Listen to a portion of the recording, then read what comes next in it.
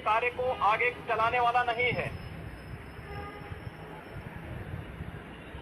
जब से शिक्षा मित्र आए थे, कम से कम प्राथमिक विद्यालयों में उन बच्चों को पढ़ाने के लिए और प्राथमिक शिक्षा प्रदान करने के लिए कुछ न कुछ योगदान आपके स्तर पर होता रहा था और एक विश्वास जगा था कि उत्तर प्रदेश के अंदर जो शिक्षा कभी बंजर हो चुकी थी, उस प्राथमिक शिक्षा को एक नया जीवनदान शिक्षा मित्रों ने दिया था।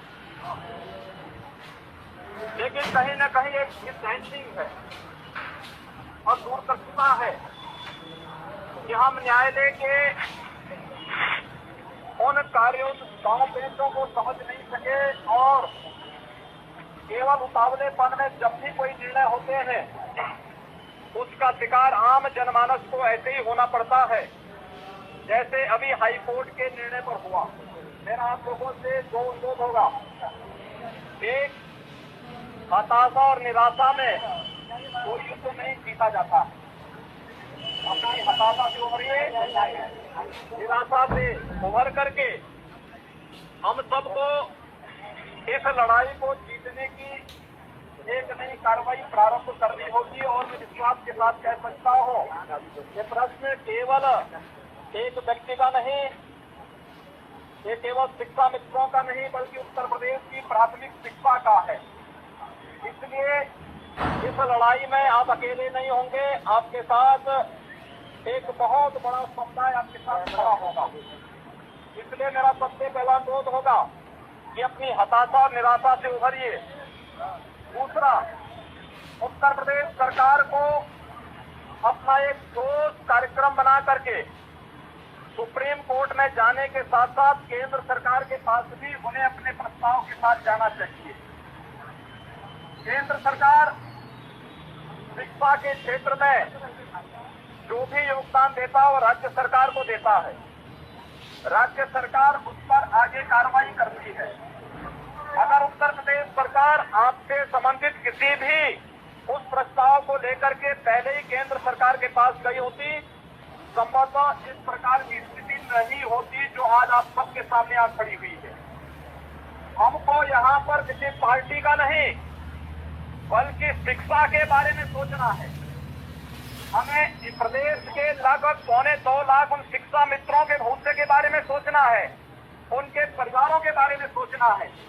इसलिए राजनीतिक लाभ और हानि के लिए नहीं, बल्कि जो लोग खिलवाड़ कर रहे हैं, मजाक बना दिया है जिन लोगों ने शिक्षा व्यवस्था को, उन लोगों के मुंह पर एक तमाचा मारा जाना चाहिए इस आंदोलन के माध्यम से। और इसीलिए मैं आग्रह करूंगा, अपनी हताशा निराशा से उभरिए। इस लड़ाई को एक नया तेज और नई धार देने की आवश्यकता है। जो भी इस लड़ाई को फिर दबाने का प्रयास करेगा वह उससे कुचल, उस आंदोलन से कुचल दिया जाएगा। इस आह्वान के साथ हमें इस लड़ाई को आगे बढ़ाने की आवश्यकता है।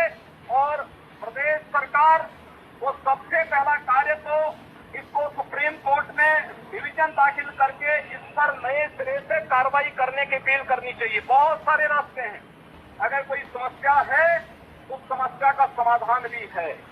ऐसा नहीं कि कोई समस्या हमेशा के लिए समस्या बनी रहती है। अगर समस्या है तो समस्या का समाधान भी होगा, और समस्या का समाधान भी वहीं से होगा जिन्होंने समस्याएं अपनी अदूरदर्शिता से प्रारंभ पैदा की है। उनको अपना पैकेज लेकर के सुप्रीम कोर्ट के पास भी जाना चाहिए और भारत सरकार के पास भी जाना चाहिए। भारत सरकार के पास कोई शिक्षा से जुड़ा हुआ, शिक्षा मित्रों के हित से जुड़ा हुआ कोई भी प्रकार का प्रस्ताव आएगा तो हम लोग संसद में लेकर के, सरकार से लेकर के संसद तक उस प्रस्ताव का समर्थन करवाएंगे और शिक्षा मित्रों के हितों को हर स्तर पर, उत्तर प्रदेश की प्राथमिक शिक्षा को हर स्तर पर संरक्षण प्रदान करेंगे। इस विश्वास के साथ आप सबसे मैं इस बात का आग्रह करूंगा, याद रखना, हताशा और निराशा से कोई युद्ध नहीं जीता जाता है।